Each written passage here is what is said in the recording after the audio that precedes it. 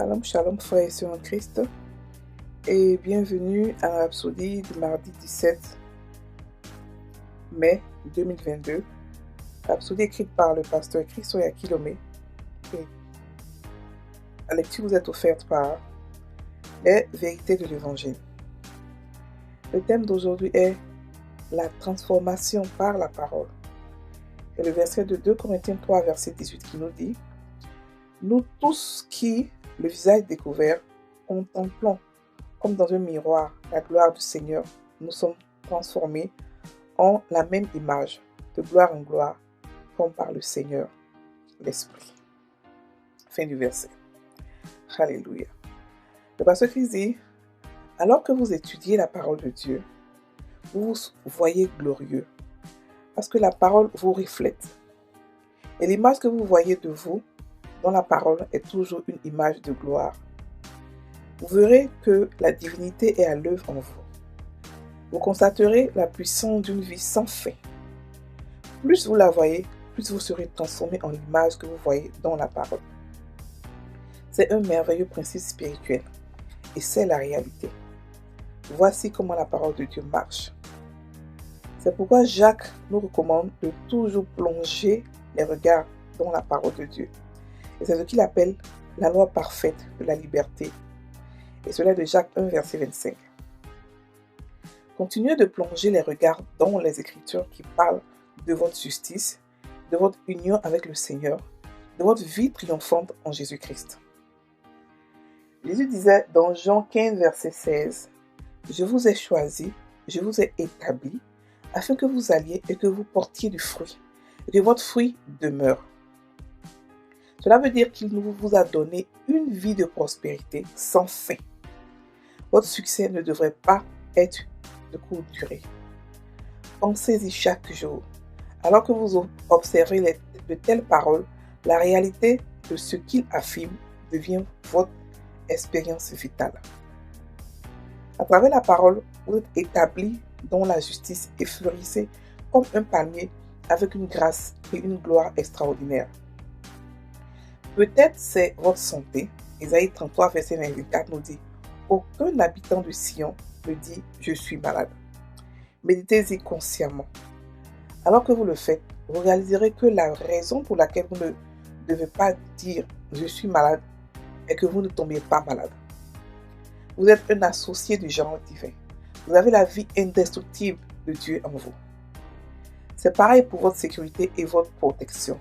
La parole dit dans Psaume 23, verset 4, « Quand je marche dans la vallée de l'ombre de la mort, je ne crains aucun mal, car tu es avec moi. Ta roulette et ton bâton me rassurent. » Cela veut dire que, peu importe ce qui arrive, votre sécurité est garantie en Christ. Christ est l'environnement dans lequel vous vivez.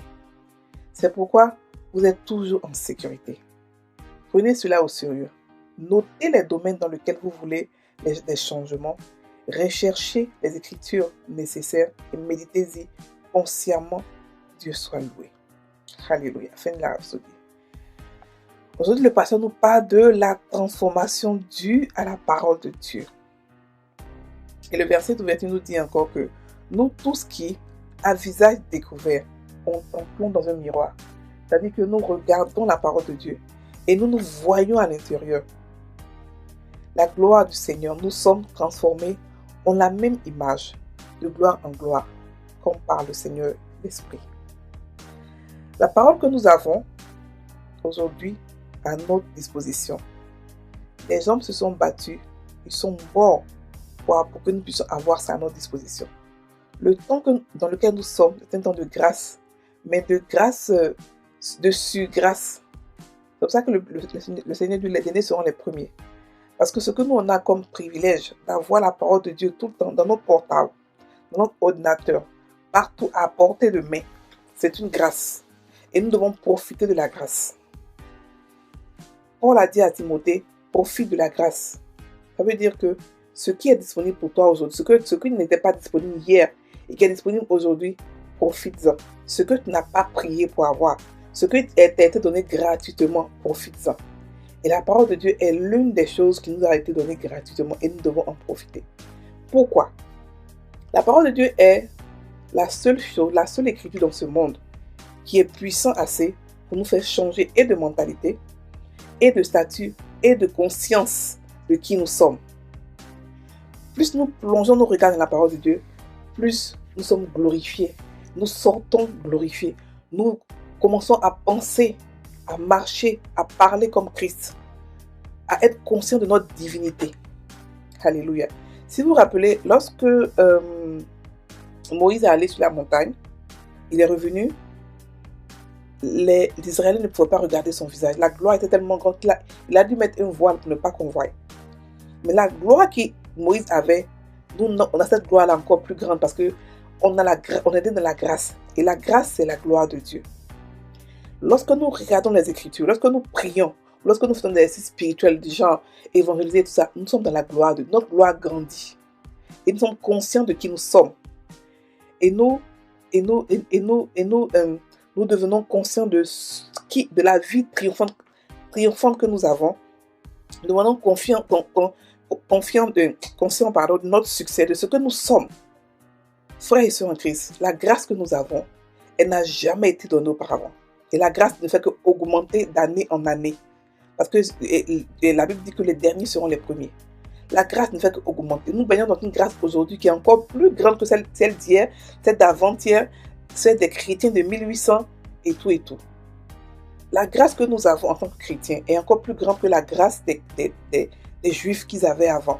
C'est pour cela que je demande toujours aux chrétiens d'étudier le Nouveau Testament d'abord, avant de comprendre, avant d'aller dans l'Ancien Testament. L'Ancien Testament donne des vibes que vous ne pouvez pas supporter. L'Ancien Testament enseigne le dent pour dent, œil pour œil. L'Ancien Testament nous enseigne comme si Dieu était un Dieu méchant. Mais le Nouveau Testament nous enseigne tout ce qu'on appelle l'amour de Dieu. Et plus nous sommes plongés dans sa grâce, dans son message, plus nous commençons à aimer comme lui. Nous n'aurons plus à prier de gens, les prières de gens, retour à l'envoyeur ou prier pour nos ennemis. Parce que Jésus nous a recommandé prier contre nos ennemis. Jésus nous a recommandé de prier pour nos ennemis. De ne même pas me faire attention à eux. Notre seul ennemi, c'est le diable. C'est tout. Le reste, ce sont que des accessoires. Donc les chansons qu'on crée aujourd'hui, beaucoup de chansons, j'entends des chansons qu'on crée aujourd'hui. Mon ennemi va voir ce que Dieu a fait pour moi. Ce sont des bêtises. Prions, chantons le Seigneur Jésus. Chantons ce qu'il a fait pour nous. Chantons ce qu'il continue de faire pour nous. Chantons de la grâce, de l'amour, de la communion avec le Saint-Esprit. C'est ça qu'on doit chanter aujourd'hui en tant que chrétien. Ça, c'est une parenthèse. Donc, je vous disais que il nous a choisis, il nous a établis, afin que nous portons du fruit. Donc, nous avons été mandatés, nous avons été destinés à porter du fruit. Nous avons été destinés à prospérer et à être en bonne santé, à avoir la santé divine. La Bible dit dans Ésaïe 33, verset 24 que aucun habitant de Sion ne dira « je suis malade ». Ça veut dire que nous possédons la santé divine. Donc, frères et sœurs, comment prendre cette gloire-là qui est dans la parole pour la mettre sur vous? Par l'étude biblique, par la méditation. Par la méditation. Soyons sûrs de ce que nous sommes et ce que nous possédons, ce qui est à notre disposition. Le pasteur explique ici qu'il y a la richesse, il y a la santé, il y a la protection. Beaucoup d'entre nous aujourd'hui emmènent des messages qui font peur. Faites attention à cela, faites attention à cela. On a tellement de listes de messages auxquels on doit faire attention qui font peur, alors que nous habitons à Sion. Donc, quel est le point d'habiter à Sion et de te protéger avec d'autres choses, alors qu'on a les anges qui sont là, alors que nous avons des anges qui sont là, nous avons des choses qui sont disponibles pour nous. La Bible dit, quand je marche dans la vallée de l'ombre de la mort, je ne crains aucun mal. Ça veut dire que nous sommes protégés de manière spéciale par Dieu. Mais il faut être conscient de cela.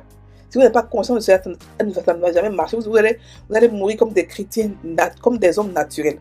La Bible dit que l'enfant, l'héritier qui est dans la maison, tant qu'il est encore enfant, il est toujours comme un esclave parce qu'il ne sait pas qui il est. Lorsqu'il grandit et il comprend, il grandit en maturité spirituelle et il comprend qui il est, qui peut le faire passer encore pour un esclave? Dieu veut qu'on grandisse. Il nous interpelle ici sur la transformation que donne sa parole. Beaucoup d'entre nous lisent la parole sans vraiment l'étudier.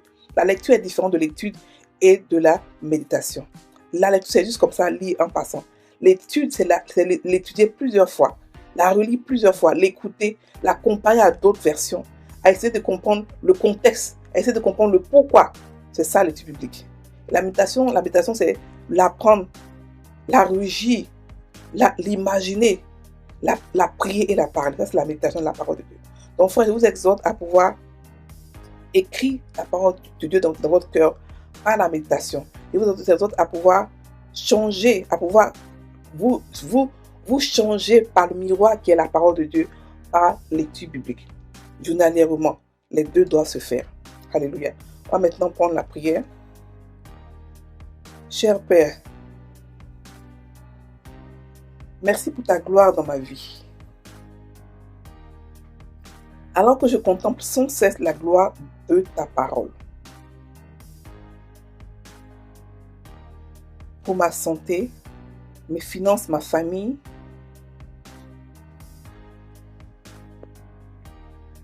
ma sécurité,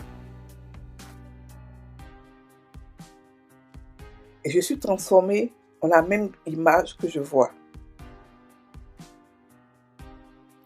De gloire en gloire. Au nom de Jésus. Amen.